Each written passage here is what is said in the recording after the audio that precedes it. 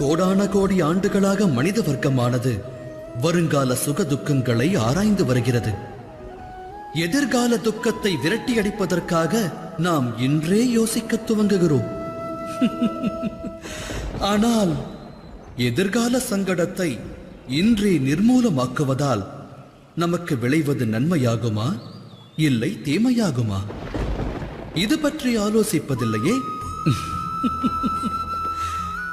சத்தியம் யாதெனில் சங்கடமும் அதற்கான நிவாரணமும் ஒன்று சேர்ந்தே ஜனிக்கிறது.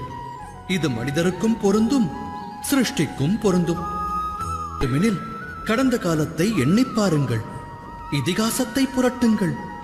எப்போதெல்லாம் சங்கடம் ஜனிக்கிறதோ அப்போதெல்லாம் அதன் நிவாரணமும் உடன் ஜனித்து விட்டது என்பதை தாம் அறிவீர்கள். அது இறைவன் விதித்த விதி. மற்றொரு உண்மை யாதெனில்